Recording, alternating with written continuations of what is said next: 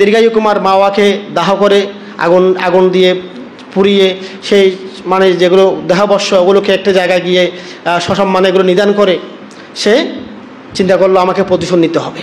কারণ সে সহ্য করতে পারছে না, তার চোখের সামনে তার বাবা মাকে 4 টুকরা করে কাটা হয়েছে এবং অপমান করা হয়েছে। তারা নির্দোষ ছিল, সেজন্য সে মেনে নিতে পারছে। সে খুব মর্মাহত হয়েছে। সে চিন্তা করলো আমি এর প্রতিশোধ নিবই নেব, আমি রাজাকে মারবো। তখন সে কী করলো, একটা বুদ্ধি করলো যে আমাকে রাজার ভিতর আগে যেতে হবে, রাজবাড়িতে ঢুকতে হবে যে কোনো প্রকারে। তখন সে রাজ্যের মধ্যে ঢুকে, যিনি প্রত্যেক রাজ্যের মধ্যে হাতিশালা যেখানে হাতিগুলো থাকে এবং হাতির মাহুত যে হাতিগুলোকে প্রশিক্ষণ দেয়, হাতিগুলোকে ট্রেনিং দিয়ে প্রস্তুত করে, সেই হাতির মাহুত যিনি শিক্ষক তার কাছে গিয়ে বললেন যে কি মহাশয়, আমি একটা হস্তিবিদ্যা শিখতে চাই আপনার কাছে। কিন্তু সে আগে থেকে সব জানে, সে একটা সুযোগ বের করছে যে আমি হস্তিবিদ্যা আপনাকে শিখতে চাই, আমাকে একটু সুযোগ দেন। তো বলছে ঠিক আছে তুমি শিখো, অসুবিধা কি, আমার কাছে থাকো। তুমি ওখানে রেখে দিলেন তাকে। সে কী করছে, ওখানে থাকলো। প্রতিদিন ভোরে হাতিশালায় গিয়ে সে বীণা বাজাতে পারতো, বীণা বাজিয়ে সুন্দর সুকণ্ঠে সে গান করতো। এখন রাজা ভোরে বীণার সুরে গানের সুরে ঘুম ভেঙে গেল। কে রে, এত সুন্দর সুর কোত্থেকে আসছে, কী সুন্দর গান, কী সুন্দর কণ্ঠ। রাজা খুব কান পেতে শুনলেন। যখন ভোর হলো, মানুষ ডাকলো, ডেকে বলছে যে আজকে ভোরে এভাবে আমি একটা বীণার সুর শুনেছি, গানের সুর শুনেছি, খুব সুন্দর সুকণ্ঠ, সেই ছেলেটা কে, এখানে নিয়ে এসো তাকে। তখন তারা গিয়ে খোঁজখবর করতে করতে পেলো যে কি হাতিশালার মধ্যে একটা ছেলে এগুলো গান গেয়েছে এবং ছেলেটা হচ্ছে হাতির যে মাহুত তার শিষ্য। তখন তাকে বলো, যুবক তুমি আসো, তোমাকে রাজা ডাকছে। রাজার কাছে নিয়ে গেলো। রাজার কাছে গিয়ে বললো, তুমি গান গাইতে পারো? হ্যাঁ পারি। দেখে একটা গাও তো আমার সামনে। তখন সে বীণা বাজে আরও সুন্দর সুমধুর করে রাজার প্রশংসা করে একদম গান গাইলো। এবং রাজা খুব খুশি হয়ে গেলেন। হয় ঠিক আছে, তাহলে তুমি একটা কাজ করো, তোমাকে আর হাতির ওখানে থাকতে হবে না, তুমি আমার রাজবাড়িতে থাকবে। তোমার কাজ হচ্ছে আমাকে গান শুনিয়ে আমাকে আনন্দ দেবে, যেহেতু তুমি সুন্দর গান বাজাতে পারো। হয় ঠিক আছে মহারাজ। তখন সে প্রতিদিন রাজাকে গান শোনায়, বীণা বাজিয়ে শোনায়। এখন চিন্তা করলো আমাকে আরও কাছে যেতে হবে। তখন সে কী করলো, রাজার কাছে গিয়ে মহারাজ আমি আপনার কী সেবা করতে পারি বলুন, সাহায্য করে বলে আমি আপনার কী করতে পারি। তো রাজা বলে আমি এটা খাবো, ওটা নিয়ে আসে, তুমি এটা করো, এটা করে দে। এভাবে মানে সে ঘরের কাজগুলো করতে আরম্ভ করলো। এখন একদম আন্তরিক হয়ে গেল। তখন রাজা বলেন ঠিক আছে, তুমি এখন থেকে আমার পাশাপাশি থাকবে, গানও শোনাবে এবং আমার পাশাপাশি থাকবে। যখন যা লাগে আমি তোমাকে বলবো, তুমি করে দেবে, একদম তুমি নিশ্চিন্তে এখানে থাকবে। তখন সে আরও কাছের মানুষ হয়ে গেল। এখন হওয়ার পরে এখন রাজা কিছুদিন পর বললো যে কি আমি হরিণ শিকার করতে যাব। কারণ তৎকালীন রাজাদের একটা যে অভ্যাস ছিল, সেটা হচ্ছে তারা মাঝে মাঝে বছরে কয়েকবার হরিণ শিকার করতে যেত। নিজে হরিণ শিকার করবে এবং সেগুলো ওখানে রান্নাবান্না করে তারা খেত।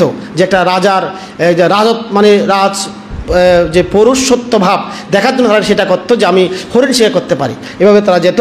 তখন দীর্ঘায়ু কুমারকে বলো যে আমি একটু হরিণ শিকার করতে যাব, চিন্তা করেছি। তো বলো যে অসুবিধা নেই মহারাজ, আমি আপনার সাথে যাব। আপনি যে রথে চড়বেন, ঘোড়ার গাড়ি, যেটা আমি চালাবো, আমি রথবিদ্যা জানি, এবং আপনি নিশ্চিন্তে আমার সাথে যাবেন, সাথে সৈন্য সামন্ত যাবে। হয় ঠিক আছে, তুমি তাহলে সৈন্য সামন্তকে বলো আমি ইয়াতে যাব, তোমাকে দায়িত্ব দিলাম, তুমি সব ম্যানেজ করো। এখন সে কী করলো, রাজার জন্য যে রথ রেডি করে ফেললো এবং তলোয়ার সব কিছু রেডি করলো এবং রাজাকে বসালো। তা বলছে মহারাজ আপনি বসেন, সৈন্যরা আসবে। সৈন্যদের কি সে আগে ভাগে বলে নাই, সে বলছে তোমরা পরে বের হবে, মানে একটা ওদেরকে আরেকটু পরে বের হওয়ার ইঙ্গিত দিল। ও রাজাকে নিয়ে আগে চলে গেল। মহারাজ বলতেছে ওরা পিছনে আসতেছে, এবার বলে চলে গেছে। এখন চলে গিয়ে রাস্তার দুইটা চলে গেছে। সৈন্যদেরকে বলছে অন্য রাস্তায় যাওয়ার জন্য, সে চলে গেছে অন্য রাস্তায়। মানে ও ভুল রাজাকে বোঝালো যে কি আমি সব ঠিক করেছি, কিন্তু ভিতরে সে ষড়যন্ত্র করলো যে কি সৈন্যরা পিছনে এসে মনে করবে যে আমরা ডানে গিয়েছি, ডানে চলে যাবে, আমরা বামে চলে যাবো এদিকে, তখন আমি রাজাকে মারতে পারবো। সেরকম বুদ্ধি করে সে রাজাকে নিয়ে ঘোড়া গাড়ি নিয়ে খুব দ্রুত গতিতে চলা শুরু করলো এবং এত দ্রুত চালাচ্ছে, এখন রাজা একদম হাঁপিয়ে উঠছে। তখন রাজা অনেক দূর যাওয়ার পর বলছে আমি আর পাচ্ছি না, আমি খুব দুর্বল হয়ে গেছি, আমাকে একটু বিশ্রাম করতে হবে, তুমি গাড়ি থামাও। তখন ঘোড়া গাড়ি থামানো হলো। একটা ছায়া সম্পন্ন গাছের নিচে রাজা গিয়ে বসলেন এবং দীর্ঘায়ু গিয়ে বসলেন। ওখানে দুজন পাশাপাশি বসলো। তো দীর্ঘায়ুকে বললো, দীর্ঘায়ু আমার খুব ক্লান্ত লাগছে, আর ঘুম আসছে, আমি একটু ঘুমাবো। হয়তো মহারাজ অসুবিধা নাই, আপনি আমার কোলের মধ্যে মাথা রেখে ঘুমান, এখানে তো বালিশ নাই, বালিশ কোত্থেকে পাবেন, আপনি আমার কোলে মাথা রেখে ঘুমান, আমি আপনাকে পাহারা দিচ্ছি। এভাবে রাজাকে ঘুম পাড়িয়ে দিলেন। এখন রাজা ক্লান্ত হয়ে গেছে, কোলের উপর মাথা রেখে শুলেন, কিছুক্ষণের মধ্যে ঘুমে ধরে গেছে। ওদিকে সৈন্যরা পিছনে এসে তারা এখন অন্য রাস্তা দিয়ে চলে গিয়ে ওখানে ওরা খুঁজে পাচ্ছে না, ওইদিকে ওরা অবস্থান করছে। এখন রাজা তো একা, এদিকে দীর্ঘায়ু কুমার ও একা আছে। তখন সে চিন্তা করলো, যখন ঘুমাচ্ছে তখন তার চেহারা যখন দেখছে মনে পড়ছে, দেখি তুমি আমার বাবাকে মাকে 4 টুকরা করে কেটেছো, তুমি আমার বাবা রাজ্য দখল করেছো, আজকে আমিও রাজকুমার থাকতাম, কিন্তু আজকে আমি কিছুই পাচ্ছি না একমাত্র তোমার কারণে, তোমাকে আর রাখবো না, আজকে শেষ করে দেবো। তখন সে কোমর থেকে সেই তলোয়ারি বের করলো, বের করে মানে গদ্দান ফেলে দেবে, এভাবে মারার জন্য উদ্যত হচ্ছে। তখন তার বাবার কথা মনে পড়ে গেছে, শেষ কথাটা মৃত্যুর আগে তার বাবা তাকে একটা কথা বলে গিয়েছিলেন, সেটা হচ্ছে কি, বৎস দীর্ঘায়ু, লম্বা করিও না, লম্বা হিসেবে দেখবে না, মানে কি রস্য হিসেবে দেখবে না, অর্থাৎ লম্বা বাইটে নসাইও নগজ্জু, এই কথাটা মনে পড়ে গেল। এবং বললো যে কি, শত্রুতা দ্বারা শত্রুতার উপশম হয় না, শত্রুতা করলে শত্রুতা মিঠে না, সমাধান হয় না, আরও বেড়ে যায়, আর মিত্রতা করলে শত্রুতাটা কমে যায়, এটা মনে পড়ে গেলো। তখন চিন্তা করলো, আমার বাবা আমাকে মৃত্যুর আগে একটা কথা বলে গেছে, এই কথাটা আমাকে রাখতেই হবে, যেহেতু বাবার শেষ কথা, সুতরাং আমি যদি ওনাকে মেরে ফেলি শত্রুতা হয়ে যাবে, শত্রুতা লম্বা হয়ে যাবে, এটা আমার দ্বারা সম্ভব না, আমি করবো না, আমার বাবার কথা আমাকে রক্ষা করতে হবে। তখন সে তরবারিটা আবার ঢুকিয়ে ফেললো, ঢুকিয়ে বসে আছে, এদিকে ঘুমাচ্ছে। কিছুক্ষণ পর আবার যখন চোখে পড়তেছে কি, তুমি নিশ্চিন্তে ঘুমাচ্ছ, আমার বাবাকে মাকে মেরে আবার ডাক চলে আসে গোসা, আবার তলোয়ারটা বের করে মারার জন্য। তখন মনে পড়ে যায় যে তুমি শত্রুতা করবে না, এ কথাটা আবার মনে পড়ে, আবার ঢুকাই ফেলে। এভাবে 3 বার বের করেছে, 3 বার মা বাবার কথা রক্ষা করতে গিয়ে ঢুকিয়ে ফেললো। এদিকে রাজা ঘুমাচ্ছে, কিন্তু রাজার একটা আশঙ্কা ছিল যে উনি দেখেছেন ওনার শত্রু রানীকে যখন কেউ একদিন পুড়ে ফেলছে, জঙ্গলের মধ্যে দাহ করছে, নিশ্চয় কোনো জ্ঞাতি বা সন্তান হয়তো থেকে গেছে, এবং উনি শুনেছিলেন যে একজন ওনার পুত্র দীর্ঘায়ু কুমার একজন পুত্র আছে, সে পলাতক, তাকে ধরতে পারে না, সেটা কিন্তু রাজা জানতেন। সে আতঙ্ক ওনার মধ্যে ছিল। এখন জঙ্গলের মধ্যে উনি যেন একা শুয়ে আছেন, উনি স্বপ্ন দেখছেন, তখন আতঙ্কের কারণে স্বপ্ন দেখছেন যে কি, দীর্ঘায়ু কুমার ওনাকে গদ্দান ফেলে দিচ্ছে। কিছুক্ষণ পর হঠাৎ করে একদম মানে ভয়ে চমকিয়ে উঠে গেলেন। তখন বলছে, মহারাজ কী হয়েছে, কী হয়েছে, কী হয়েছে? হয়তো বৎস, আমি খুব ভয় পেয়ে গেছি। হয়তো কেন? হয়তো আমি একটা দুঃস্বপ্ন দেখেছি। কী স্বপ্ন দেখেছেন? যে দুঃস্বপ্ন দেখেছি যে আমার শত্রু রাজা, আমি যাকে কয়েকদিন আগে মেরে ফেলেছিলাম না, তার ছেলে দীর্ঘায়ু কুমার আমাকে এক হাতে গদ্দান চেপে ধরে আছে, আর এক হাতে তলোয়ার দিয়ে আমার গদ্দান ফেলে দিচ্ছি। এইভাবে আমি একটা দুঃস্বপ্ন দেখেছি, ওই মুহূর্তে আমার ঘুম ভেঙে গেছে। হয় তাই নাকি? হয়তো হ্যাঁ। তখন দীর্ঘায়ু কুমার কী করলো, বাম হাত দিয়ে ঘাটটা জোরে চেপে ধরলো। তো বলছে, কিরে এবার ধরো, আর এক হাতে তলোয়ার রেখে ফেলছে। হয়তো, মহারাজ আমি এই দীর্ঘায়ু কুমার, আমি আপনার সাথে এত সৈক্যতা কেন করলাম? আপনার কাছে আসার জন্য, আপনাকে মেরে ফেলার জন্য। আজকে আমি আপনার গদ্দান দুভাগ করে ফেলতাম। আমি আপনাকে কেন এনেছি এখানে? আপনাকে মেরে ফেলার জন্য এনেছি। সৈন্যরা অন্যদিকে চলে গেছে, আমি সব সেটিং করেছি সেভাবে, একমাত্র আপনাকে মারার জন্য। কারণ আপনি আমার মাকে বাবাকে মেরেছেন, আমার বাবার রাজ্য আপনি দখল করে নিয়েছেন, আজকে আমি এতিম হয়ে গেছি, নিঃস্ব হয়ে গেছি, আমার কিচ্ছু নেই, এই একমাত্র আপনার জন্য। সেজন্য আপনাকে মেরে ফেলার জন্য আমি এখানে এনেছিলাম। এবং আমি ইতিমধ্যে 3 বার তলোয়ার বের করেছিলাম আপনাকে গদ্দান থেকে আপনার মাথা বিচ্ছিন্ন করার জন্য, কিন্তু কেন পারেনি জানেন? হয়তো কেন? কারণ আমার বাবার একটা কথা আমার মনে পড়ে গেছে। আমার বাবা মৃত্যুর আগে নির্যাতিত অবস্থায় আমাকে বলে গিয়েছিল যে, বৎস দীর্ঘায়ু, লম্বা করিও না, রস্য করিও না, অর্থাৎ এবং মিত্রতা স্থাপন করি, শত্রুতা করি না। এই কথাটা মনে বলেছে বলেই আমি বাবার কথা রক্ষা করতে গিয়ে আপনাকে মারি নাই, কিন্তু এখন মেরে ফেলবো আপনাকে, আমি আজকে আর ছাড়বো না। এভাবে যখন ধরলো, তখন রাজা বলছে, হাত জোর করে ফেললো, হাত জোর করে বলছে, বৎস দীর্ঘায়ু, তোমাকে আমি বাপ ডাকছি, আমাকে প্রাণ ভিক্ষা দাও, তুমি আমাকে প্রাণ ভিক্ষা দাও, আমি হাত জোর করে তোমার কাছে প্রাণ ভিক্ষা চাচ্ছি, তুমি আমাকে প্রাণ ভিক্ষা দাও। এখন এখানে কেউ নেই, তুমি ইচ্ছে করে আমাকে মেরে ফেলতে পারো, কিন্তু আমি মৃত্যু চাই না, আমি বাঁচতে চাই, আমাকে বাঁচাও, আমি তোমার পায়ে ধরি, আমাকে প্রাণ ভিক্ষা দাও। তখন দীর্ঘায়ু বলল, মহারাজ আমি আপনাকে প্রাণ ভিক্ষা দেব, একটা সত্য আছে। হয়তো কি সত্য বলো? সব সত্য আমি মানতে রাজি আছি, তারপর আমাকে প্রাণ ভিক্ষা দাও, আমাকে প্রাণে মেরো না, সত্যটা বলো, তাড়াতাড়ি বলো। হয়তো, মহারাজ সত্য হচ্ছে আপনাকে আগে আমাকে প্রাণ ভিক্ষা দিতে হবে, অর্থাৎ আপনি আমাকে কখনো আর হত্যা করতে পারবেন না, এটা বলেন। আপনি ভবিষ্যতে কখনো আমাকে মারবেন না, তাহলে আমি আপনাকে মারবো না। তো বলছে, ঠিক আছে, আমি কথা দিচ্ছি, তো তোমাকে আমি কখনো মারবো না, তুমি আমাকে মারবে না, তুমি আমাকে মারবে না, ঠিক আছে, আমি তোমাকে মারবো না, আমি কথা দিচ্ছি, তাও আমাকে প্রাণ ভিক্ষা দাও। তখন দীর্ঘায়ু তলোয়ার আবার ঢুকিয়ে ফেললেন, ঢুকিয়ে বললেন যে মহারাজ আপনি আপনাকে মারবো না, আর যেহেতু আপনি আমাকে মারবেন না কথা দিয়েছেন, আমি আপনাকে মারবো না, আমাদের মধ্যে শান্তি চুক্তি হলো, এখন এই চুক্তিটা আমরা আমৃত্যুকাল আপনার রক্ষা করব। রাজা বলছে ঠিক আছে, যেহেতু তুমি আমাকে আজকে সুযোগ পেয়েও মারলে না, সুতরাং আমিও তোমাকে আর কখনো মারবো না, আমি কথা দিচ্ছি এটা আমি আমৃত্যুকাল রক্ষা করবো, আমার প্রতিজ্ঞা আমি রক্ষা করব। তখন বলে যে আমি আর মৃগ শিকার করবো না, আজকে এইবারের মতো করবো না, চলো আমরা ফিরে যাই, আমার খুব ক্লান্তি লাগছে। তখন রাজাকে নিয়ে দীর্ঘায়ু কুমার ফিরে আসলেন। পথের মধ্যে সৈন্যদের দেখা হলো, তারাও ফিরে আসলেন। আসার পর রাজা মন্ত্রী পরিষদের বৈঠক ডাকলেন, সব মন্ত্রীদেরকে ডাকলেন, গণ্যমান্য ব্যক্তিদেরকে সবাইকে ডাকলেন দরবার হলে, যে দরবার হল সেখানে ডাকলেন, যে জরুরি মিটিং আছে, ডাকা হলো। রাজা সিংহাসনে বসলেন, পাশে বসালেন দীর্ঘায়ু কুমারকে, পাশে বসালেন। তখন উনি বললেন যে হে মন্ত্রী পরিষদ, হে সভাসদবৃন্দ, আমার ভক্ত অনুরাগীগণ, আপনারা যদি আমার শত্রুরা যে রাজা দিগিতি রাজা, ওনার সন্তান দীর্ঘায়ু কুমার এখনও বেঁচে আছেন, তাকে যদি পান কি করবেন বলেন আপনারা? হয়তো মহারাজ আমরা তাকে গদ্দান থেকে মাথা বিচ্ছিন্ন করে ফেলবো, তাকে মেরে ফেলবো, কারণ যেহেতু উনি আপনার শত্রু রাজার ছেলে, উনি আমরা ক্ষতি করবেন, তাকে বাঁচিয়ে রাখা যাবে না, আমরা মেরে ফেলবো, তা আমরা তার ফাঁসি চাই, আমরা তার মৃত্যুদণ্ড চাই। তো আমাদের তাহলে আপনাদের এটাই চাওয়া? হয়তো হ্যাঁ এটাই চাওয়া। আচ্ছা ঠিক আছে, আপনারা নিশ্চুপ হন, আপনারা ধৈর্য ধরে বসুন, আমার কিছু কথা আছে। তো উনি বললেন আপনারা কি জানেন আমার শত্রু রাজার ছেলে দীর্ঘায়ু কুমার কোথায় আছেন? হয়তো আমরা কেউ জানি না, ও পলাতক আছে। তো রাজা বললেন আমি জানি ও কোথায় আছে। তো কোথায় আছে মহারাজ? আপনি তাহলে জানতে পেরেছেন? হয়তো হ্যাঁ। কোথায়? এই যে আমার পাশে বসে আছে, এটাই হচ্ছে দীর্ঘায়ু কুমার, ও হচ্ছে আমার শত্রু রাজার ছেলে দীর্ঘায়ু কুমার। তখন তারা সবাই অবাক হয়ে গেল, তা মানে ভয়ে, শত্রু পাশে বসে আছে, এত কাছে করে ঢুকে গেছে, তারা টের পায় নাই, তারা অবাক হয়ে গেল। মহারাজ কি বলেন, আপনার শত্রু আছে আপনার পাশে? হয়তো হ্যাঁ, আজকে আমি তার কারণে বেঁচে আছি।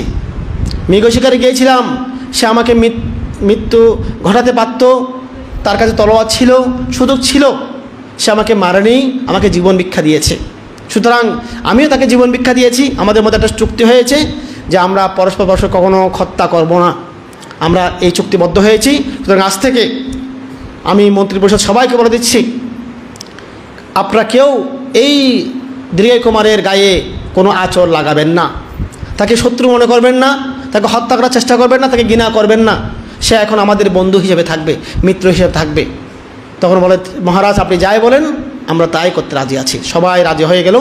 তখন রাজা বললেন ওই পরিষদের মধ্যেই, হে দীর্ঘায়ু কুমার, তোমার বাবার যে কথাটা তুমি শুনে আমাকে প্রাণ যে ভিক্ষা দিয়েছো, আমাকে রক্ষা করেছো, সে কথাটা আমাকে একটু বলো, যে তোমার বাবা, আমি শুনেছি মৃত্যুর আগে কি নাকি প্রলাপ বকেছিল, আমার সৈন্যরা বলছিল যে মৃত্যুর আগে নাকি উল্টাপাল্টা কি বলেছিল, যে মানে রস্য করিও না, লম্বা করিও না, বাট্টা করিও না, এরকম কি নাকি বলেছিল। আমি তো বুঝিনি এগুলা, আমাকে একটু ব্যাখ্যা করে বলো। হয়তো মহারাজ আমার বাবা বলেছিলেন মৃত্যুর আগে আমাকে যখন দেখেছেন, বলেছেন যে বৎস দীর্ঘায়ু, লম্বা করিও না, রস্য করিও না, কোনো কিছুকে লম্বা হিসেবে দেখবে না, আবার কি রস্য বা মানে কি হিসেবে দেখবে না, এবং শত্রুতার দ্বারা কখনো শত্রুতা উপশম হয় না, মিত্রতার দ্বারা শত্রুতা উপশম হয়, এ কথাটা তুমি মনে রাখবে। এটা আমাকে বাবা উপদেশ দিয়ে গিয়েছেন। হয়তো এটা আমরা তো লম্বা আর রস্য এটা কি? হয়তো মহারাজ আপনি আমার মাকে মেরেছেন, আপনি আমার বাবা রাজ্য দখল করে নিয়েছেন, আমাকে সম্পত্তি থেকে বঞ্চিত করেছেন, তাইলে এই যে শত্রুতা আপনি সৃষ্টি করেছিলেন আজ থেকে অনেক বছর আগে, সেই শত্রুতার প্রতিশোধ হিসেবে আমি যদি আপনাকে মেরে ফেলতাম ওই দিন ওই গাছের নিচে, তাইলে কি হতো? আপনার মন্ত্রী পরিষদ, আপনার জ্ঞাতিবর্গ, আপনার আত্মীয় স্বজন, তারা আমাকে হন্য হয়ে খুঁজত, আমাকে মারার জন্য খুঁজত, তারা আমাকে অবশ্যই প্রতিশোধ নিতে মারত। তখন কি হতো? আবার আমার যারা আত্মীয় স্বজন আছে তারা আবার আপনার রাজ্যকে আক্রমণ করার চেষ্টা করতো। এইভাবে পরম্পরা এটা চলতো, এটা বন্ধ হতো না, প্রতিনিয়ত চলতো যে এই হত্যাযজ্ঞ। কিন্তু বাবা কি বলেছেন? বৎস দীর্ঘায়ু, লম্বা করিও না, দীর্ঘায়ু করিও না, কোনো কিছু লম্বা করবে না তুমি, অত শত্রুতা লম্বা করবে না। সেজন্য আমি শত্রুতা লম্বা করি নাই। হয়তো এটা তো বুঝলাম, রহস্য করিও না, এটা কি বাট্যা করিও না মানে কি? হয়তো এটা হচ্ছে বন্ধুত্ব, মিত্রতা ভাব, দীর্ঘদিন একজনের সাথে বন্ধুত্ব ভাব আছে, হঠাৎ করে সেই বন্ধুত্ব কখনো ছিন্ন করবে না। শত্রুতা হঠাৎ করে কি বন্ধ করে দিতে হবে, শত্রুতা লম্বা করার দরকার নাই। কিন্তু বন্ধুত্ব যাতে হঠাৎ করে কেউ ছিন্ন না করে, বন্ধুত্ব লম্বা করতে হবে। এটা কি রহস্য করলে হবে না, এটা বাট্যা করলে হবে না, এটা লম্বা করতে হবে। কিন্তু শত্রুতা লম্বা করা যাবে না, আমার বাবা এটা বলেছেন। এবং বলেছেন যে কি শত্রুতা করলে শত্রুতা উপশম হবে না, মিত্রতা করলে শত্রুতা উপশম হবে। আজকে দেখেন, আজকে আমি আপনাকে প্রাণ ভিক্ষা দিয়েছি, আপনি আমাকে প্রাণ ভিক্ষা দিয়েছেন, তাহলে আমাদের মধ্যে এখন বন্ধুত্ব হয়ে গেলে এখন শত্রুতা নাই, আমারও টেনশন চিন্তা নাই, দুশ্চিন্তা নাই, আপনারও দুশ্চিন্তা নাই, আমরা কত এখন সুখে আছি। তখন রাজা চিন্তা করলেন, এই বৎস দীর্ঘায়ু কুমার কত পণ্ডিত, কত জ্ঞানী ব্যক্তি, সে তার বাবার সংক্ষিপ্ত কথা, মৃত্যুর আগের সংক্ষিপ্ত উপদেশ সে শুনেছে, ধারণ করেছে, বুঝতে পেরেছে এবং আচরণ করেছে। এই ছেলেটা অত্যন্ত পণ্ডিত, জ্ঞানী এবং সে সর্ববিদ্যায় পারদর্শী, সুতরাং আমি তাকে তার বাবা রাজ্য তাকে ফিরিয়ে দেব। তখন উনি সেই মন্ত্রীর সামনে বললেন যে, হে পরিষদগণ, আমি সিদ্ধান্ত নিয়েছি, আজ থেকে এই কৌশল রাজ্য দিগিতি রাজার ছেলে দীর্ঘায়ু কুমার শাসন করবে, তার বাবা রাজ্য আমি তাকে ফিরিয়ে দিচ্ছি এবং সেখানে সুখে অবস্থান করবে, আমার সাথে একটা সুসম্পর্ক থাকবে এবং সাথে আমি তার সাথে আত্মীয়তা করতে চাই। আমার যে রাজকন্যা আছে, আমার কন্যাকে এই দীর্ঘায়ু কুমারের সাথে আমি সম্প্রদান করব, বিবাহ বন্ধনে আবদ্ধ করে আমি দুই পরিবারের মধ্যে আত্মীয়তা সৃষ্টি করতে চাই, যাতে কখনো আমাদের মধ্যে হত্যাযজ্ঞ আর না আসে। তখন উনি সেখানে এটা সিদ্ধান্ত নিলেন এবং ওখানে কিছুদিনের মধ্যে ওনার কন্যাকে দীর্ঘায়ু কুমারকে দান করে দিলেন। এবং দীর্ঘায়ু কুমার পরবর্তীতে সে কৌশল রাজ্যেরও রাজা হলেন এবং কাশীরাজ যখন মারা গেলেন তার কোনো পুত্র সন্তান ছিল না, মেয়ে ছিল একজন মাত্র। সেই মেয়ের জামাতা হিসেবে সেই দীর্ঘায়ু কুমার কাশীরাজ্যও পেলেন, দুটো রাজ্যের রাজা হয়ে গেলেন উনি, একমাত্র কি মিত্রতার দ্বারা, বন্ধুত্বতার দ্বারা এবং রাগ গোসা ত্যাগের মাধ্যমে উনি এটা ফিরে পেয়েছেন।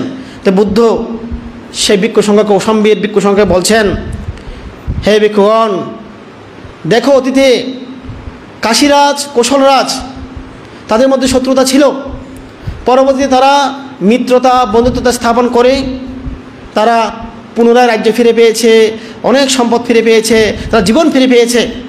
তারা যদি গৃহী হয়ে, সাধারণ মানুষ হয়ে তারা হিংসা ত্যাগ করতে পারে, শত্রুতা ত্যাগ করতে পারে, তোমরা তথাগত বুদ্ধের শিষ্য হয়ে কেন পারবে না? তোমাদের তো আরও বেশি পারা উচিত। তোমরা ত্যাগ করো, শত্রুতা ত্যাগ করো, তোমরা মিশে যাও, মিলে যাও, তোমরা এই বিভেদ আর রাখিও না। বুদ্ধ অনেক বুঝালেন, বোঝানোর পরেও বুদ্ধ দেখলেন যে কয়েকদিনের মধ্যে আবারও তাদের মধ্যে কি সেই বিভেদ রয়ে গেল।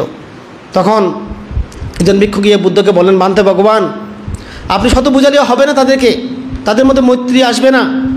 আপনি এই চেষ্টা না করে আপনি বিশ্রাম করুন, আপনি ধ্যান করুন, আপনি ধ্যান সুখ ভোগ করুন। ধ্যান বলতে বুদ্ধ তো ধ্যান করে বুদ্ধ হয়ে গেছেন, কিন্তু বুদ্ধরা কী করেন, ওনারা ধ্যান ও সুখটা উপলব্ধি করেন, প্রত্যবেক্ষণ সুখ বলা হয় এটাকে, এটা করেন। তখন বুদ্ধ চিন্তা করলেন এভাবে সমাধান হবে না। তখন বুদ্ধ সিদ্ধান্ত নিলেন এখান থেকে আমি চলে যাব।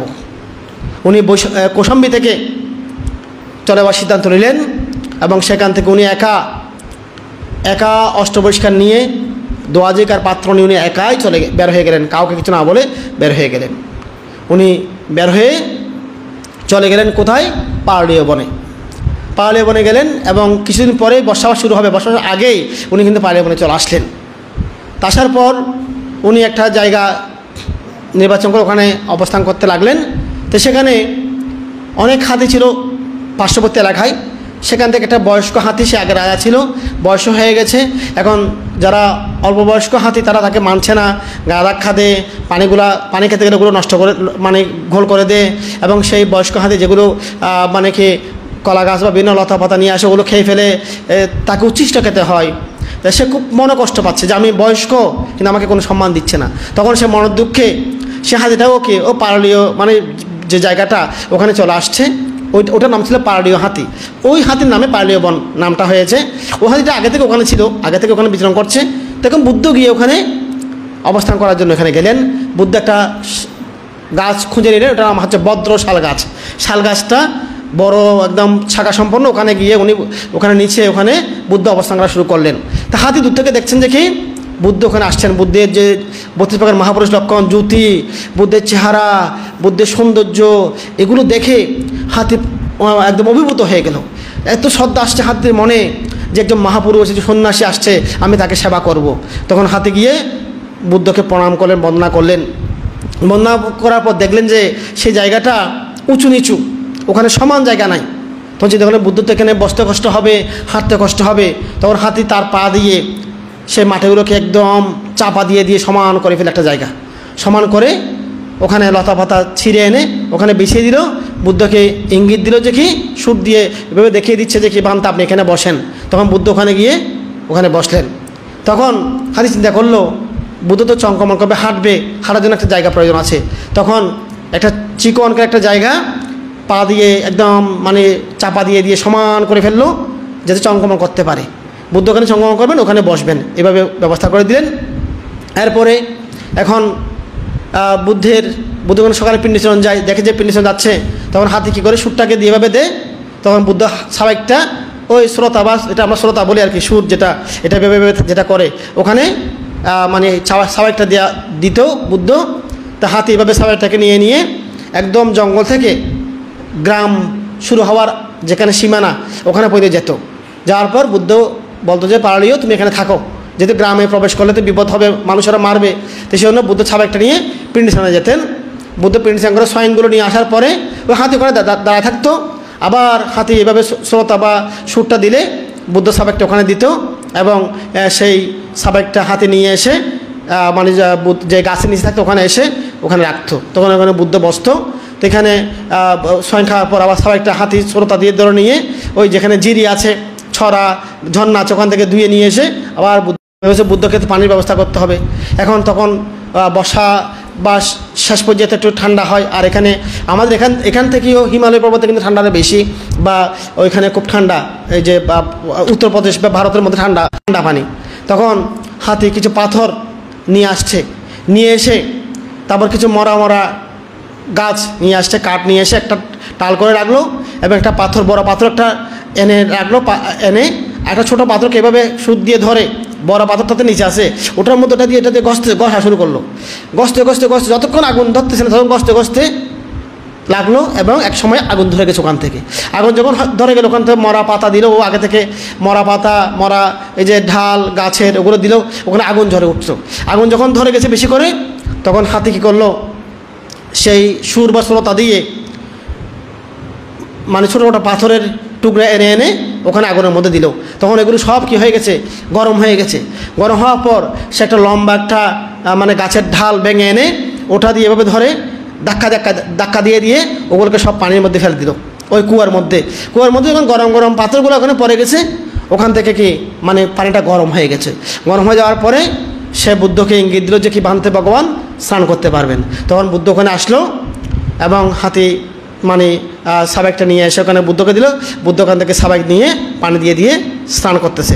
পানিগুলো কুসুম গরম হয়ে যায়, অতিরিক্ত বেশি মানে গরমও না একদম ঠান্ডাও না, কুসুম গরম। এভাবে মানে কি বুদ্ধকে সেবা করতো। তারপর বুদ্ধের যখন পানীয় খাওয়ার জন্য সাবেকটা নিয়ে গিয়ে ওই জিরি থেকে যেখানে পানি পড়ে ঝর্ণা, ওখান থেকে সে শ্রোতা দিয়ে ধরে পানি পরে এনে দিত, খাওয়ার জল। আবার মানে কি ওই স্নান করার জন্য ব্যবস্থা করে দিত। তারপর যখন গাছে পাতা পড়ে ঝাড়ু দিতে হবে, তাই সে গাছ থেকে ঢাল ভেঙে মানে আমরা যেমন ঝাড়ু দিই সেভাবে সে ঝাড়ু দিয়ে ঝাড়ু দিত।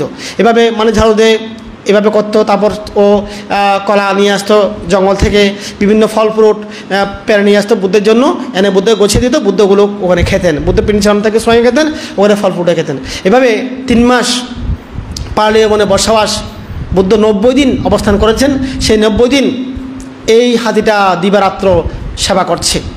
আবার রাত্রে বুদ্ধ তো রাত্রে ওখানে ধ্যান করেন বা উনি বিশ্রাম করেন। হাতি চিন্তা করছে এখানে যদি কোনো বাঘ আসে, ভাল্লুক আসে, কোনো অজগর সাপ আসে বুদ্ধকে আক্রমণ করে, সেজন্য সে কী করতো, রাত্রে ঘুমাতো না। সেটা লাঠি নিয়ে বুদ্ধ যেখানে আছে সেখান থেকে একটু দূরে করে গিয়ে ঘুরে পাহারা দিত, প্রদক্ষিণ করতো, যাতে কোনো প্রাণী এসে বুদ্ধকে অসুবিধা করতে না পারে, ডিস্টার্ব করতে না পারে, বুদ্ধ ভালোভাবে থাকতে পারেন। বুদ্ধ ওখানে ধ্যান করতেন এবং বিশ্রাম করতেন, সংক্রমণ করতেন, এভাবে বুদ্ধ দিন কাটাতেন। এবার রাত্রিও দিনই এভাবে বুদ্ধ থাকতেন, যেহেতু আর কোনো মানুষজন নেই, শুধু একমাত্র বুদ্ধ একজন, এদিকে হচ্ছে কি হাতি একজন, দুইজন ওখানে বসবাস অবস্থান করছেন। আর কোনো জনমানব সেখানে নেই, কোনো হিংস্র প্রাণী আসতে পারে না। ওই হাতি যেহেতু পাহারা দেয়, ওরা সব ও তাড়াই দেয়, দূর থেকে তাড়াই দেয়, ওখানে কেউ কাছে আসতে পারে না। এভাবে সেবা করতে চলছে প্রতিনিয়ত। তো দিনের মধ্যে যে ঝাড়ু দিচ্ছে একটা বানর, দূর থেকে গাছের আগা থেকে দেখতে পারে, দেখছে যে কি হাতি একটা ভাবে ঝাড়ু দে, বুদ্ধকে পানি এনে দে। তারপর বুদ্ধকে দুপুরবেলা যখন রোদ পড়ে তখন কী করে, ঢাল একটা ভেঙে বুদ্ধের মাথার উপরে বাতাস করে, মানে ফাঁকা করে আর কি। তো এটা ও প্রতিদিন খেয়াল করে যে বুদ্ধ কীভাবে ফাঁকা করে। তা বুদ্ধ ঝাড়ু দে, হাঁটার জন্য গরম পানির ব্যবস্থা করে দে, ঠান্ডা পানি দে, স্বাভাবিকগুলো ধুয়ে দে, এগুলো সব দেখে সে চিন্তা করছে হাতি একটা পশু, বানর চিন্তা হচ্ছে আমিও তো পশু, তা আমি তো সেবা করছি না, আমি তো কিছু করতে পারছি না, আমার তো কিছু দান ধর্ম করা উচিত আছে। তখন ও দেখলো যে কি হাতি বুদ্ধকে কলা এনে দিচ্ছে, বিভিন্ন ফল ফ্রুট এনে দিচ্ছে, ওটা দেখলো। তখন চিন্তা করছে আমি কি দান করতে পারি। তখন সে এভাবে চিন্তা কত ঘুরতে দেখলো যে কি একটা গাছের মধ্যে একটা মৌচাক আছে, কিন্তু মৌমাছি এগুলো নাই, মৌমাছি চলে গেছে, কিন্তু মৌচাকটা পরিত্যক্ত অবস্থা আছে, কিন্তু মধু ওখানে আছে। তখন সে চিন্তা করলো যে কি আমি মধু দান করতে পারি। সেদিন কিন্তু ছিল যে কি বর্ষাবাসের মধ্যে ভাদ্র পূর্ণিমা, মানে বুদ্ধ তো আষাঢ়ের পূর্ণিমা অনুষ্ঠান করেছেন, শ্রাবণের পূর্ণিমা 1 মাস চলে গেল, দ্বিতীয় মাসের পূর্ণিমাটা হচ্ছে ভাদ্র পূর্ণিমা। সেই ভাদ্র পূর্ণিমার দিনই এই বানরটা গাছের মধ্যে মধুর মৌচাকটা পেল। তখন সেইটা ভেঙে নিয়ে আসছে এবং একটা কলা পাতা ছিঁড়ে ধুয়ে এনে বুদ্ধের সামনে দিয়ে পাতার উপর ওই মধুটা বুদ্ধকে গছিয়ে দিলেন। বুদ্ধকে যখন দিচ্ছেন, বুদ্ধ হাত দিয়ে এটা নিল, পাতার উপর রাখলো বুদ্ধ। এখন রাখার পর বুদ্ধ দেখলেন যে ওখানে কিছু মাছির ডিম দেখা যাচ্ছে ওই মানে মধুর উপর। সেজন্য বুদ্ধগুলো খাচ্ছেন না, বুদ্ধ বসে আছেন। এখন বানর এগুলো গছিয়ে দিয়ে কিছু দূরে গিয়ে বসে, মানে দেখতেছে বুদ্ধ খায় কিনা দেখতেছে। দেখে বুদ্ধ কিছু খাচ্ছে না, শুধু বসেই আছে। তখন বানর হচ্ছে কি রে খাচ্ছে না কেন, আবার আসলো বানর, এসে এভাবে উল্টিয়ে দেখলো যে কি মধুর বাহাটা ওখানে ভিতর দিকে কিছু মানে কি মাছির ডিম দেখা যাচ্ছে। তখন সে কী করছে, আবার এটা নিয়ে গিয়ে একটু দূরে করে নিয়ে সে ডিমগুলো ওখান থেকে নিয়ে ফেলে দিল, এবং ডিম ছাড়া যে মধুটা সে মোচাটা এনে বুদ্ধকে দিল, আবার বুদ্ধকে দিয়ে বসে আছে। তো বুদ্ধ চিন্তা করলেন যে কি মনে হয়, বুদ্ধ তো দিব্যজ্ঞানে দেখছেন যে বানর চাচ্ছে বুদ্ধ সেই মধুটা নিজে উনি যাতে পান করেন এবং বানর যাতে সেটা দেখতে পারে। তখন বুদ্ধ বানরের শ্রদ্ধা বোধিত করার জন্য এবং ওখানে মধুটা বুদ্ধ সাবাইকের মধ্যে নিয়ে উনি খাচ্ছেন। ওটা দেখে বানর এত খুশি হয়েছে যে আমার নিজের দান করা মধু বুদ্ধ খেয়েছেন আজকে, এত প্রীতি, এত খুশি, এত আনন্দ। বানর শুধু লাফাচ্ছে খুশিতে, গাছে উঠে গেছে, উঠে গিয়ে একবার এডাল এই শুধু লাফাচ্ছে খুশি, লাফ দিতে এক সময় একটা ছোট ঢালের মধ্যে ধরলো, কিন্তু ওটা তার ভরে ভেঙে গেল। তখন সে বানরটা একটা নিচে পড়ে গেছে, যে একটা গোজা, মানে যেটা একটা গাছের শিকড়ের মধ্যে ও পড়ে গেছে, এবং সেখানে যেহেতু আঘাতপ্রাপ্ত হয়েছে সেখানে সে মারা গেছে। কিন্তু মৃত্যুর সময় তার নিমিত্ত হচ্ছে কি বুদ্ধ তার দানকৃত মধু গ্রহণ করেছেন এবং পান করেছেন। এটা সেই নিমিত্তটা, যেটা আসন্ন কর্ম, যেটাকে বলা হয় একদম মৃত্যুর ঠিক আগ মুহূর্তে যে কর্মটা, এটাই নিমিত্ত আকারে আসছে। এবং সে তাবদিংশ দেবলোকে সে বানরটা দেবপুত্র হিসেবে 1000 অস্পরা যে স্বর্গীয় দেবকন্যা ওখানে সেইটা প্রাহাত, যে বিশাল দেব বিমান যেটাকে বলা হয় দেবপ্রাহাত, স্বর্ণের বর্ণের, ওখানে সে উৎপন্ন হয়ে গেল, সে পুণ্য ফলে উৎপন্ন হয়ে গেল। তো এই যে বানর ছিল পশু, মৃত্যুবরণ করার মাধ্যমে বানর কি হয়েছে, দেবলোক উৎপন্ন হয়েছে। তাহলে সে কিন্তু চারিয়া পায়ে আর যায় নাই, সে কিন্তু চারিয়া পায়ের পশুকুলে ছিল, কিন্তু বুদ্ধের মতো কল্যাণ মিত্র, বুদ্ধের মতো মহাপুরুষকে স্বহস্তে মধুদান করার কারণে সাথে সাথে কর্মফলটা পেয়ে গেছে, সে দেবলোক উৎপন্ন হয়ে গেল। এবং এরপর তো আরও 1 মাস আছে বা বর্ষাবাস, এখন পালিও হাতিতে সেবা করছে বুদ্ধকে। এদিকে এটা তো বুদ্ধের কাহিনী আমরা বললাম। কৌশম্বী নগরের কী অবস্থা, কৌশম্বী যেখানে বুদ্ধ যেখান থেকে চলে আসছেন, যে বান্তারা ঝগড়া বিবাদ করেছে তারা তো ওয়া ধরেছে ওখানে। এখন বুদ্ধ যখন ওয়ার সময় তারা দেখে না, দেখছে বুদ্ধ নাই, বুদ্ধ কোথায় গেছেন, দেববান্তরা ঝগড়া বিবাদ করে দুই ভাগে ভাগ হয়ে গেছে। বুদ্ধ তাদেরকে বোঝাতে পারে নাই বলে বুদ্ধ চলে গেছেন এখন জঙ্গলের মধ্যে। তখন দায়কেরা রাগান্বিত হয়ে সে বান্তিদেরকে আগের মতো সেবা করছে না, বন্দনা করছে না, সেবা করছে না, শুধুমাত্র ন্যূনতম সোয়াংটা দিচ্ছে। পিণ্ডে ছাড়ানো গেলে কোনো রকমে যাতে মানে প্রাণটা ধারণ করতে পারে ওরকম সোয়াং দিচ্ছে, যে বাড়তি কোনো সোয়াং দিচ্ছে না, তরকারি দিচ্ছে না বা ভালো করে, মানে কোনো রকমে খেতে পাচ্ছে। তারা এই 3 মাস বসবাসের মধ্যে একদম শুকিয়ে গেছে সবাই, পানিও পাচ্ছে না, সোয়াং ভালো করে পাচ্ছে না, তরকারি পাচ্ছে না, কোনো রকমে মানে খেয়ে জীবন ধারণ করছে। তখন তারা চিন্তা করলো আমাদের কর্মের কারণে আমরা আজকে এই দুঃখ ভোগ করছি। আমরা বিবাদ করেছি, ঝগড়া করেছি, বুদ্ধের কথা শুনি নাই, আমরা মিলমিশ হই নাই। এখন বুদ্ধ চলে গেছেন, দায়কেরা আমাদের উপর খেপে গেছেন। এখন তারা আমাদেরকে বন্দনা করে না, সম্মান করে না, কী লাগবে এসে প্রার্থনা করে না, শুধুমাত্র ন্যূনতম সোয়াংগুলো পাওয়া আছে। তারা চিন্তা করলো আমরা বসবাস শেষ করে বুদ্ধের কাছে ক্ষমা চাইব, আমরা মিলে যাব। তারা কী করলো, আস্তে আস্তে তারা আবার মিলে গেছে। তারা নিজের মধ্যে মিলে গেল। তারা মিলে যাওয়ার পর বলতেছে, দায়ীকে বলতেছে কি, আমরা তো মিলে গেছি, আমাদেরকে আপনারা আগের মতো করেন। হয়তো না, এখন করবো না, আগে বুদ্ধের কাছে ক্ষমা চাইতে হবে। বুদ্ধ ক্ষমা করলে আমরা ক্ষমা করবো, নাহলে ক্ষমা করবো না। হ্যাঁ, আপনারা অনেক অন্যায় করেছেন, আপনারা নিজেরা বিভেদ করে আজকে বুদ্ধ চলে গেছেন আপনাদের থেকে, আমরা বুদ্ধকে সেবা করতে পারি না, পূজা করতে পারি না আপনাদের জন্য। তখন ভান্তিকে তারা কিন্তু অনেক কড়া কথাও শুনিয়েছেন। সে দায়িকারা ভান্তিরা একদম নমনীয় হয়ে গেছেন, একদম ম্রিয়মান হয়ে গেছেন। তারা ওখানে 3 মাস অবস্থান করছেন। এদিকে আনন্দভান থেকে এই যে আমাদের যিনি কুশলাস প্রসেনজিৎ, বিশাখা বসিকা, তারা গণ্যমান্যরা ব্যক্তিবর্গ, তারা বলছেন যে বান্ত আনন্দ, আপনি একটা কাজ করেন না, আপনি বুদ্ধকে নিয়ে আসেন, বসবাস তো শেষ হয়ে যাচ্ছে, পাবনা পূর্ণিমা হবে, বসবাস শেষ হয়ে যাচ্ছে, বুদ্ধকে সে জঙ্গল থেকে নিয়ে আসেন, যেতন বিহারে নিয়ে আসেন। তখন আনন্দবান্তে যেতন বিহার থেকে 500 জন ভিক্ষু নিয়ে, উনি 500 জন ভিক্ষু বলতেছে আমরাও যাবো বুদ্ধকে আনার জন্য, আমরাও যাবো, সবাই বলতেছে আমরাও যাবো। আনন্দবান্তে না করতে পারেন নাই, সবাইকে নিয়ে পাহাড়ে মরে গেলেন।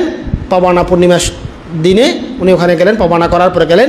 এখন আনন্দবান চিন্তা করলেন, বুদ্ধ 3 মাস একাকী অবস্থান করেছেন এই জঙ্গলের মধ্যে, হঠাৎ করে যদি আমরা 500 জন দেখা করি, একসাথে যাই, এটা সুন্দর হবে না। উনি নীরবে ছিলেন, ওনাকে হঠাৎ করে আমরা একসাথে গিয়ে এত আওয়াজ দিলে এটা সুন্দর হবে না, ভালো হবে না, ভান্তিদেরকে আমি রেখে যাই। উনি ভান্তিকে বলেন, ভান্তিরা আপনারা থাকেন, আমি আগে বুদ্ধের কাছ থেকে দেখা করে আসি।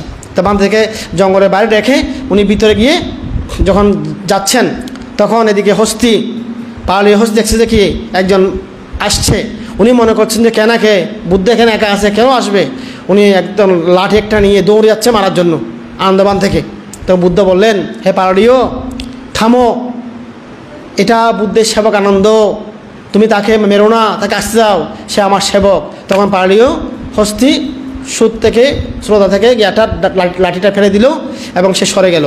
তখন সে গিয়ে আনন্দবান যখন আসতেছে, আনন্দবানতে ছাওয়াই এবং দোয়া নেওয়ার জন্য শ্রোতা বা যে সুরটা ওটা ভেবে লম্বা করে দিল, যে বানতে আমাকে মানে গ্যাটা দেন, ওটা বোঝাতে চাচ্ছে আর কি, সাবেকটা দেন, দোয়াইকটা দেন। আনন্দবান্তে কী বললেন, ওনাকে দিলেন না, পাড়ি হস্তিকে না দিয়ে চলে আসছে বুদ্ধের কাছে চলে আসতেছে। তখন পাড়ি হস্তি চিন্তা করতেছে, যদি এই ভিক্ষু ব্রতধারী হয়, বিনয়ী হয়, ব্রতসম্পন্ন হয়, তাইলে ওনার দোয়াজিক এবং ছাবাইক বুদ্ধের আসনের মধ্যে রাখবেন না, যেহেতু বুদ্ধ গুরু। উনি দূর থেকে দেখছেন কি করতেছে। আনন্দবান্তে এসে কী করলেন, মাটির মধ্যে ছাবাইক রাখলেন, মাটির মধ্যে দোয়াজিক রাখলেন, রেখে বুদ্ধকে বন্দনা করলেন। বুদ্ধের জন্য যে একটা বিছানা দেওয়া হয়েছে লতা পাতা দিয়ে, ওখানে তো অনেক জায়গা আছে, বুদ্ধ বসার পর অনেক জায়গা আছে, কিন্তু সেখানে আনন্দবান্তে উঠলেন না এবং ওগুলো লাটলেন না। তখন হাতি চিন্তা করলো, এই ভিক্ষু বিনয়ী ভিক্ষু, এই ভিক্ষু ব্রতসম্পন্ন ভিক্ষু। তখন হাতির মনে আনন্দবান্তের প্রতি একটা শ্রদ্ধাবোধ চলে আসছে। প্রথমে শ্রদ্ধাবোধটা ছিল না। তখন আনন্দবান্তে বুদ্ধকে বন্দনা করার পর বললেন, ভান্তে ভগবান আপনি কেমন আছেন, আপনার সুন্দরভাবে আপনি 3 মাস ছিলেন, তো এগুলো সব জিজ্ঞেস করলেন। বললো যে আমি খুব ভালো ছিলাম, আমি একাকী ছিলাম এখানে, আমার কোনো সেবার ত্রুটি হয় নাই, কারণ এই যে পাহাড়ীয় হস্তি, পাহাড়ীয় হাতি আমাকে 3 মাস যাবৎ এভাবে সেবা করেছে, যেভাবে আপনাদেরকে বললাম সেভাবে বুদ্ধ আনন্দবান্তে বুঝালেন কথাগুলা। তা বলার পর আনন্দবান্তে বুদ্ধ জিজ্ঞেস করলেন, হে আনন্দ, তুমি কি একা এসেছো নাকি আরও কেউ এসেছে তোমার সাথে?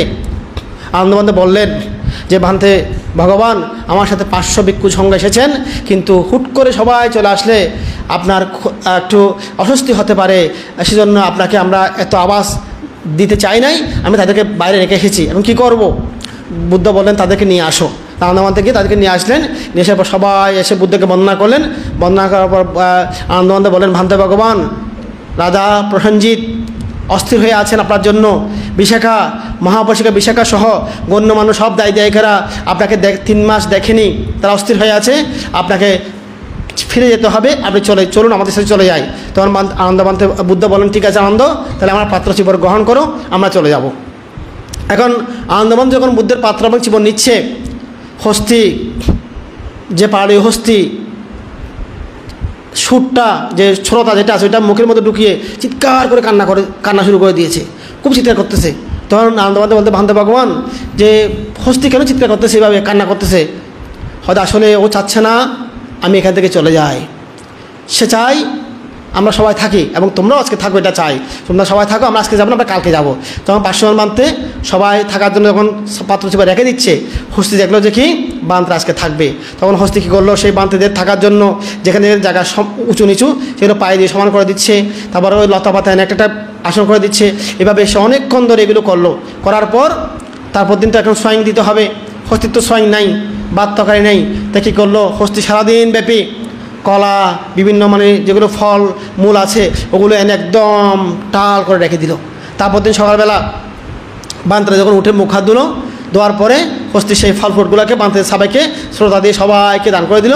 সেই বান্তেরা সেদিন ভাতের সোয়াইং খায় নাই, তারা খেয়েছে কি ফলমূলই সোয়াইং হিসেবে তারা সবাই বুদ্ধ সহ সোয়াইং খেলেন। খাওয়া যখন শেষ হয়ে গেল তখন সবাইটা ধোয়ার পরে আনন্দ বললেন, তাহলে আমরা এখন চলি, আমরা চলে গেলে ভালো হবে।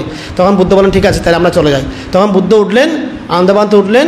এখন হস্তি মাঝখানে গিয়ে একদম আড়াআড়িভাবে দাঁড়িয়ে আছে, দাঁড়িয়ে বুদ্ধকে যেতে দিচ্ছে না।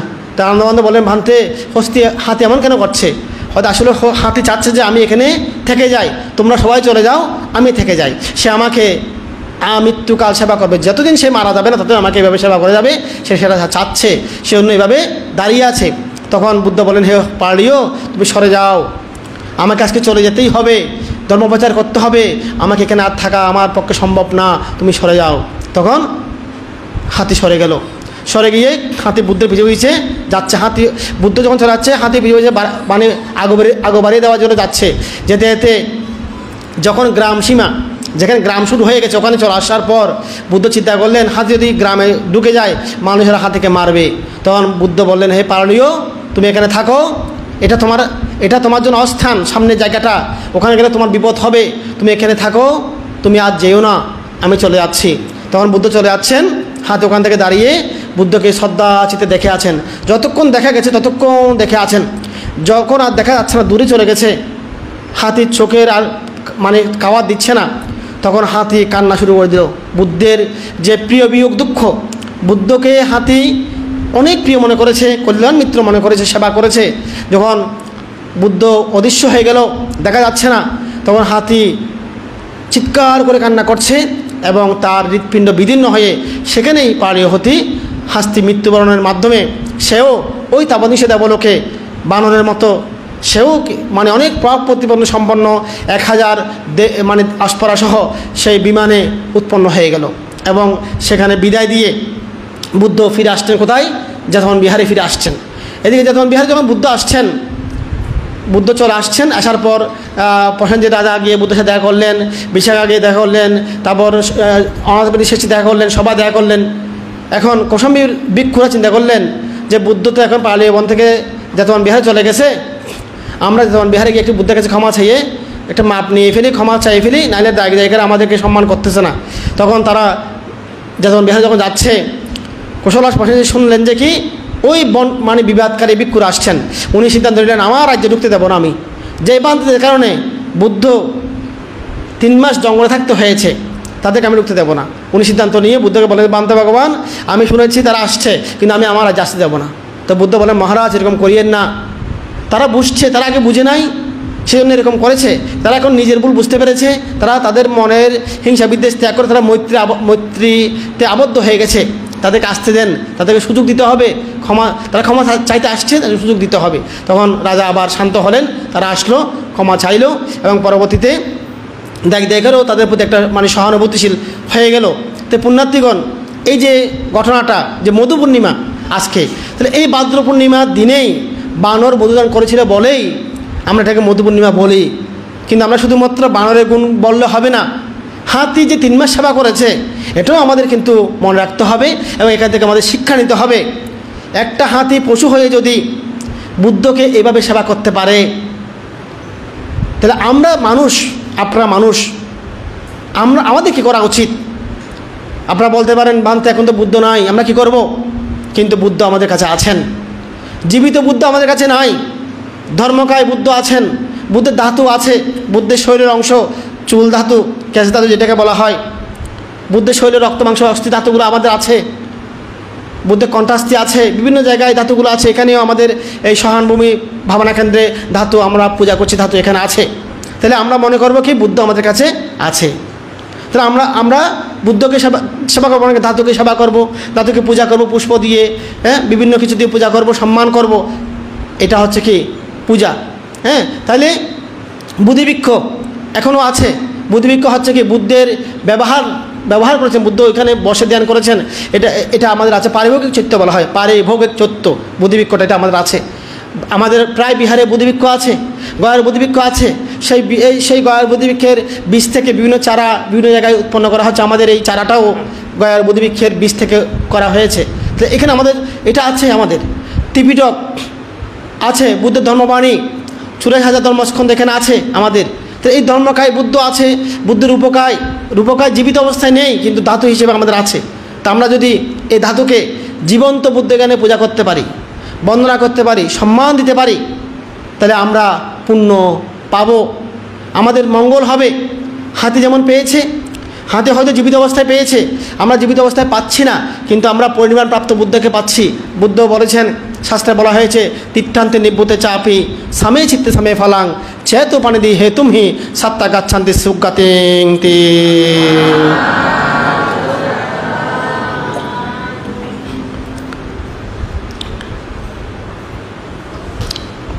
এই গাথার মধ্যে কি বলা হচ্ছে? বুদ্ধ জীবিত অবস্থায় থাকলেও বুদ্ধকে পূজা করলে যে পুণ্য হয়, পরিমাণের পরে বুদ্ধ ধাতুকে যদি পূজা করা হয়, একই শ্রদ্ধা যদি থাকে একই পুণ্য হবে, শ্রদ্ধা কিন্তু একই হতে হবে। তাহলে আমাদের জীবন্ত বুদ্ধ আমাদের কাছে নেই, কিন্তু আমাদের চিত্ত সদৃশের আছে। আমাদের শ্রদ্ধাটা উৎপন্ন করতে হবে, গারবত উৎপন্ন করতে হবে, সম্মান উৎপন্ন করতে হবে, এটা আমাদের বাড়াতে হবে। আমি আগেও বলেছি, আমার গুরুবান্তে প্রগতিবান্তে উনি মারা গেছেন 2006 সালে। আমি যখন পাহাড়তলি নতুন সামন হয়েছিলাম, ধাতু যে রুমে আছে সেই রুমে আমি ঢুকেছি, চিবর ছিল না আমার, ওর ভিতরে অংশমন্ডলটা ছিল গেঞ্জির মতো, ওইটা পরে আমি ওখানে ঝাড়ু দিচ্ছি। গুরুবান্তে এসে আমাকে বলছে, এখন বেরিয়ে যাও বাইরে এখান থেকে। আমি বের হয়ে গেছি। বান্তে কী হয়েছে? তুমি এইভাবে এখানে ঢুকছো? আমি বান্তে ব্রতম করতে ঢুকছি, তো চিবর গাড়ি থেকে খুলে যাচ্ছে। আমি নতুন সামান হয়েছি, চিবরটা এখনও কন্ট্রোল করতে পারছি না বান্তে, সে অন্য এখানে খুলে পড়ে যাচ্ছে, আমি এটা পরে করতেছি। তুমি এখানে যে এইভাবে ঢুকছো, তুমি জানো এখানে কী আছে? আমি বলতে আমি তো জানি না কী আছে যে, হয়তো এখানে বুদ্ধ আছে। আমি বলতে হঠাৎ বুদ্ধ আছে যে, বুদ্ধ তো নাই। হয়তো বুদ্ধ পরিমাণ গিয়েছেন, ঠিক আছে, বুদ্ধের ধাতু এখানে আছে, বুদ্ধের শরীরের অংশ এখানে আছে, ধাতু আছে, মানে বুদ্ধের শরীর এখানে আছে, বুদ্ধ এখানে আছে। আমি মনে করি জীবন্ত বুদ্ধ আছে, এরকম মনে করি আমি।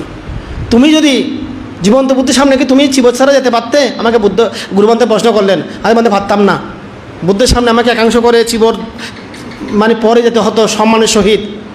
তুমি আজ থেকে একটা কথা মনে রাখবে, এই ধাতুর এখানে যখন ঝাড়ু দেবে, ফুল তুলবে, ঢুকবে, তখন গায়ে চিবর দিয়ে একাংশ করে সুন্দর করে ডুববে করবে, পা ধুয়ে পবিত্রভাবে করবে।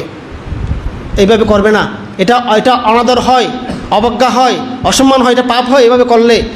আমি জানতাম না, আপনি আমাকে শিক্ষা দিয়েছেন, আমি এটা মনে রাখবো, আমি এটা করবো। তো আমি যতদিন সামন ছিলাম, আমি নিজে ফুল ছিঁড়ে ওখানে ফুল তুলতাম, জঙ্গল থেকে অনেক দূর জঙ্গল গিয়ে আমরা ফুল আনতাম। পরে ভ্রান্ত হয়ে গেছি, ফুল আর ছিঁড়তে পারি না, সামনরা আনতো, আমরা ধুয়ে ওগুলো তুলতাম। ওখানে গুরুবান্তের ওখানে ধাতু ছিল প্রথমে 9টা, উনি 4-5টা দান করে দিয়েছেন অন্য জায়গায়। পরে আবার খুলছে যে ওখানে আবার 12টা না কয়টা হয়ে গেছে, মানে বেড়ে গেছে আর কি। যেখানে পূজা পাই না, যে জায়গায় ধাতু পূজা হবে না, ওখান থেকে ধাতুগুলা পুণ্যঋদ্ধির মাধ্যমে এগুলো যেখানে পূজা হয় ওখানে চলে আসে। তো এটা হচ্ছে ধাতুর গুণ। তাহলে এই যে এখানে ধাতু আছে, তাহলে আমরা ধাতুকে বন্দনা করতে পারি, জীবন্ত বুদ্ধ জ্ঞানে পূজা করতে পারি। এভাবে করলেই আমাদের সার্থকতা আসবে। তো পুণ্যার্থীগণ, আজকের এই মধু পূর্ণিমার দিনে, পবিত্র ভাদ্র পূর্ণিমার দিনে আমাদের প্রতিজ্ঞা করতে হবে যে আমরা যতদিন বেঁচে থাকবো, বুদ্ধ ধাতুকে, বুদ্ধিবৃক্ষকে, ত্রিপিটককে আমরা শ্রদ্ধা করব, সম্মান করব, পূজা করব, আমরা যাতে এই পুণ্যের ফলে নির্বাণের অধিকারী হতে পারি। এবং প্রার্থনা করব ইদেঙ্গ পুয়াং নিব্বানাসা পাচ্ছে হেতু, ইদেঙ্গ পুয়াং আশাবাক্ষায়াং বাহাং হতো নিব্বানাসা পাচ্ছে হেতু, যে আশাবাক্ষায়াং বাহাং হতো। আপনারা বলেন, অনেক এটা বুঝেন না। আজকে আমাকে একজন আমাদের সাধিকা এখানে ধ্যান করেছেন, আগে আমাকে ফোন করেছেন যে বানতে আশাবাক্ষায়া বাহাং হতো, এটা আমি বুঝি না, এটা বাংলাটা কি একটু আপনি দেশনায় বলিয়েন, আমাকে উনি বললেন। তো আমি ওনাকে অবশ্য ফোনে বলেছি একটু করে, এটা হচ্ছে কি আশাবাক্ষায়াং আসব ক্ষয় হোক। আসব হচ্ছে 4 প্রকার, কামাসব কামনার আসব, আসব হচ্ছে আঠা আঠা, মানে যে জিনিস আঠা আঠা ভাব এটাকে বলে আসব। এটা একটা উপমা, কীরকম যেই জিনিসগুলো আমাদেরকে এই ভবচক্রে রেখে দিয়েছে, বন্দি করে রেখেছে, আঠার মতো রেখে দিয়েছে, ওটাকে বলা হয় আসব। তাহলে কামা আসব হচ্ছে কি কামনার বিষয়গুলা, কাম্য বস্তুর প্রতি যে কামনার বিষয়গুলো কামা আসব। ভব আসব, ভব আসব হচ্ছে কি ভবচক্রে ঘুরার মানে জন্ম নেওয়ার যে তৃষ্ণাটা। কামাসব বলতে বিশেষ করে কামভূমি, কামভুবন বলা হয় 4 অপায়, 1টা মনুষ্যলোক, 6টা দেবলোক, এই 11টা হচ্ছে কামভুবন। এই কামভুবনের যে তৃষ্ণাগুলো একে বলা হয় কামাসব। রূপব্রহ্মলোক ও ব্রহ্মলোকের যে তৃষ্ণাগুলো একে বলা হয় ভবাসব। তারপর হচ্ছে দৃষ্টাসব, মিথ্যা দৃষ্টিগুলোকে বলা হয় দৃষ্টাসব, মিথ্যা দৃষ্টি। আরেকটা হচ্ছে অবিদ্যাসব, যে অবিদ্যা, দুঃখ কি না জানা, না বুঝা, ভাবনাময় জ্ঞানে, চিন্তাময় জ্ঞানে, শ্রুতময় জ্ঞানে না বুঝা, এটা হচ্ছে অবিদ্যা। দুঃখ কি এটা না বুঝা, দুঃখের কারণ যে তৃষ্ণা এটা না বুঝা, দুঃখের নিরোধ তৃষ্ণা করে নির্বাণ, এটা উপলব্ধি না করা, না বুঝা। এবং দুঃখ নিরোধের উপায় হচ্ছে আর্য অষ্টাঙ্গিক মার্গ, সম্যক দৃষ্টি, সম্যক সংকল্প, সম্যক বাক্য, সম্যক কর্ম, সম্যক জীবিকা, সম্যক প্রচেষ্টা, সম্যক স্মৃতি, সম্যক সমাধি। এই 8টি অঙ্গযুক্ত দুঃখ মুক্তির উপায়, দুঃখ নিরোধকামিনী পাতিবাদা, এটা যখন উপলব্ধি করতে পারে না, বুঝতে পারেন, এটাকে বলা হয় অবিদ্যা। তাহলে এই অবিদ্যাটাও কি, অবিদ্যার কারণে আমরা এখানে পরে আছি বা চোখে ঘুরছি, সেটা এটাকে বলা হয় আসব। তাহলে 4টা আসব আছে। কয়টা আসব আছে? 4টা আসব আছে। এগুলো অবিদ্যার কথা। কামাসব, ভবাসব, দৃষ্টা আসব মানে দৃষ্টি আসব, একটা অবিদ্যা আসব। এই 4টা আসবকে ক্ষয় করার জন্য আমরা প্রার্থনা করি ইদাং পুয়াং আশাবাক্ষায়াং বাহাং হতো নিব্বানাস্যা পাচ্ছে হতো। এই পুণ্যের ফলে আমাদের আসব ক্ষয়ের হেতু হোক, নির্বাণ লাভের হেতু হোক। আজকে আপনারা যে মধু এনেছেন, আমরা এখানে বুদ্ধের উদ্দেশ্যে এখানে মধু সহ অন্যান্য বৈশিষ্ট্য তুলেছি, এগুলো আমরা এখন উৎসর্গ করব। এবং আজকে আমরা অষ্টপয়সা দান করছেন, আপনারা বিভিন্ন বৈশিষ্ট্য দান করছেন। এখানে ভোজনশালা নির্মাণ হচ্ছে ভাবনাকারী ভিক্ষু সংঘ এবং সাধক সাধিকার উদ্দেশ্যে, সেখানে অনেকে দান করেছেন, আগেও করেছেন, আজকেও করেছেন। তো এখানে উপরে আবার ভিক্ষু সংঘের ধ্যানের রুম হচ্ছে, সাধকের রুম হচ্ছে, ওখানেও আপনারা দান করছেন। তো এই সবগুলো দানের পুণ্যের ফলে যাতে আপনাদের আসক্তের হেতু হয়, সেটা আমরা আশীর্বাদ করছি, অনুষ্ঠান করছি। আপনাদের নির্মাণের হেতু আমরা প্রত্যাশা করছি। এবং এই পুণ্য আজকে দেশনা শুনেছেন, এই দেশনা শ্রবণের পুণ্যরাশি আপনাদের এবং আপনাদের জ্ঞাতি যারা দেশে বিদেশে অবস্থান করছে, কষ্ট করছে, তাদেরও দুঃখমুক্তি নির্মাণের হেতু হোক, তাদের আয় উন্নতির হেতু হোক, তারা সুস্থ নিরাপদ জীবন লাভ করুক। এবং বিশেষ করে আমাদের যে জ্ঞাতি, আমার পিসি উপাসিকা দীপালি বড়ুয়া, এখানে মধ্যমপাড়া সুগত বড়ুয়া মারা গেছেন, ওনার ঘনিষ্ঠ আত্মীয় হচ্ছে দীপালি বড়ুয়া। উনি এখানে সুগত উপাসকের বউ, যিনি ওনার জ্ঞাতি হচ্ছে দীপালি বড়ুয়া, উনি আমার পিসি হন, আমার বাবার বোন সম্পর্ক হয়, আপন বোন না, কিন্তু আপনের থেকে বেশি। আমরা ছোটোকাল থেকে মনে করতাম উনি আপন বোন, এরকম মনে করতাম। আমাকে এত স্নেহ করতেন অন্যরকম ছোটোকালে আমাদেরকে। তো এখানে উনি কয়েকবার এসেছেন দেখা করার জন্য। তো সেই পেশি উপাসিকা কালকে অ্যাক্সিডেন্ট হয়েছেন, উনি এমপিআর হসপিটালে আছেন। আমাদের উত্তরপাড়ার লিপির বাপের ছেলে রিন্টু বড়ুয়া, ওকে আমি ফোন করেছি, ওখানে দেখাশোনা করছে। আমি রিন্টুকে পুনর্দান করছি এবং আমার পিসিকে পুনর্দান করছি, উনি সুস্থ হয়ে উঠুন। এবং যিনি সুমন বড়ুয়া কোটেরবাড়ি গ্রামের কালগত হয়েছেন, আমাদের মামার বাড়ির জ্ঞাতি, অকাল মৃত্যুবরণ করেছেন, একদম যুবক, 32 বছর নাকি তার বয়স, ছোট একটা বাচ্চা আছে তার। খুব দান ধর্ম করতেন, পাথরঘাটা কুঞ্জবন বিহারে উনি দান ধর্ম করতেন সবসময়। গত বছর আমি যখন কোটেরবাড়ি গিয়েছি, আমাদেরকে খুব শ্রদ্ধা করেছে, সেবা করেছে, সম্মান করেছে। তো সে আজ আমাদের মাঝে নেই, 1 বছরের ব্যবধানে আর নেই সে। আমি শুনেছি 9 তলা, সম্ভবত 9 তলা একটা বিল্ডিংয়ের ছাদ থেকে পরে গিয়েছে, সম্ভবত কি কাপড় না কিছু দিতে উঠেছে, দুপুর 12টা 30 মিনিট বা 10 মিনিটের সময় সে ওখান থেকে পরে গিয়ে কালকে মারা গেছে। খুব মাথার মধ্যে আঘাত পেয়েছে, তারপরে সাথে সাথেই মারা গেছে সে। এটা খুব দুঃখজনক। আমি একটা কথা বারবার বলি, আগেও বলেছি, এখনও বলছি, আমাদের জীবন চলছে, সব ঠিক আছে। যে কোনো মুহূর্তে, যে কোনো সময়, যে কোনো স্থানে, যে কোনো অবস্থায় মৃত্যু হতে পারে, অথবা মৃত্যু সময় কোনো দুর্ঘটনা আমাদের জীবনকে স্তব্ধ করে দিতে পারে। সুতরাং সাবধান হতে হবে, আমাদেরকে পুণ্য অর্জন করতে হবে, সময় সদ্ব্যবহার করতে হবে, কারণ আমরা জানি না কখন কার কী হয়ে যায়। আমি কথা বলছি আজকে এখানে, কালকে নাও বলতে পারি, আগামী বছর নাও থাকতে পারি এখানে, আমার আয়ু যদি আর আগে চলে যায়, কারও নিশ্চয়তা নেই। সুতরাং আমরা যাতে কেউ অহংকার না করি, টাকার অহংকার, বিদ্যার অহংকার, শৈলের অহংকার, রূপের অহংকার, কোনো অহংকার যাতে আমরা না করি, আমরা যাতে আন্তরিক হই, আমরা যাতে একদম সাধারণভাবে জীবনযাপন করি, সবার বিপদে আমরা যাতে সহায়তা করতে পারি, সবার প্রতি আমরা মঙ্গল কামনা করি। এভাবে আপনারা থাকবেন, তাইলে প্রত্যেকের মঙ্গল হবে। আমি প্রয়াত সুমন বড়ুয়ার উদ্দেশ্যে পুনর্দান করছি, তার পারলৌকিক শান্তি লাভ হোক, এবং তার যে সহধর্মিণী বাচ্চারা বেঁচে আছে, তারা শোক সংকট গ্রস্ত হয়েছে, তাদের শোক কাটিয়ে উঠতে সক্ষম হোক, তাদেরকে পুনর্দান করছি। এবং আজকে আমাদের ছিটন বড়ুয়া ওনার প্রয়াত জ্ঞাতির উদ্দেশ্যে অষ্টপ্রদান করছেন, তাদেরকে আমরা পুনর্দান করছি। ওনার জীবিত মা চয়ন বড়ুয়া, রূপালী বড়ুয়ার শাশুড়ি সহ অন্যান্য জ্ঞাতি সবার প্রতি পুনর্দান করছি, তাদের মঙ্গল হোক। এবং বিশেষ করে আজকে মধু পূর্ণিমা উপলক্ষে আমাদের প্রতি মঙ্গলবার যে ধ্যান হয় মঙ্গলবার, এটা সেই ধারাবাহিক নিয়ম। তবে আজকে মধু পূর্ণিমাটা একসাথে পড়ে গেছে, সেই হিসেবে আমরা মধু পূর্ণিমার তাৎপর্য, গুরুত্ব বিষয়ে দেশনা করতে গিয়ে অনেক সময় হয়েছে, 1.5 ঘন্টা হয়ে গেছে, এখন সন্ধ্যা প্রায় হয়ে গেছে। এখন সন্ধ্যা বাইরে অন্ধকার হলেও ভিতরে আমরা যে আলোর মধ্যে বসে আছি, আপনারা এতক্ষণ যে ফ্যানের বাতাসে আরাম করে বসে আছেন, এক্ষেত্রে আমাদের অত্যন্ত উপকারী একটা পরিবার, এই গ্রামের দুলাল বড়ুয়া, সেবী বড়ুয়া, না সেবিম্মা, দীপ্তি বড়ুয়া, ওনারা দুজন বয়স্ক অসুস্থ হয়েছেন, আসতে পারেন না এখানে, এবং তাদের সন্তান আমাদের সেবক উজ্জ্বল বড়ুয়া, সজল বড়ুয়া, তাদের সহধর্মিণী, তাদের বাচ্চারা, তারা পুরো পরিবার এখানে প্রতি মাসের কারেন্টের বিলটা আমাদের দিয়ে যাচ্ছেন। প্রায় মাসে 7,000, 8,000, 9,000, 10,000 পর্যন্ত উঠে এটা বিল। দুইটা আমাদের আছে, মেশিন মিটার আছে, বিশেষ এখানে কাজ চলতেছে, আপনারা জানেন কয়েক বছর ধরে কাজ চলমান আছে, সেজন্য প্রচুর বিল আসে, কারেন্টের এখানে ব্যবহার হয়। তো ওনারা প্রতি মাসে কারেন্টের বিলটা দিয়ে যাচ্ছেন, কয়েক বছর যাবত, 2-3 বছর 4 বছর হয়ে যাচ্ছে এখন, এক নাগারে দিয়ে যাচ্ছেন তারা। এবং সে কারণেই আমরা আজকে দেশনা করতে পারছি, এখানে ফ্যানের বাতাসে আমরা বসতে পারছি, টিভিটক লিখতে পারছি, আমরা অনেক উপকার পাচ্ছি। এবং আমাদের ধাতু পূজা যে আলোকিত থাকে রাত্রে, এই লাইটগুলা, এটা এই অবদান। সেই জন্য আমি দুলাল বড়ুয়াকে পুনর্দান করছি। উনি অসুস্থ, উনি ভূমিদান করেছেন, দীর্ঘায়ু হন, নিরোগ হন। সেবিম্মা, উনি অসুস্থ থাকেন, উনিও দীর্ঘায়ু নিরোগ হন, এবং ওনাদের পরিবারের আয়ুর্নতি সিদ্ধ হোক, তাদের প্রতি আমি কৃতজ্ঞ চিত্তে পুনর্দান করছি।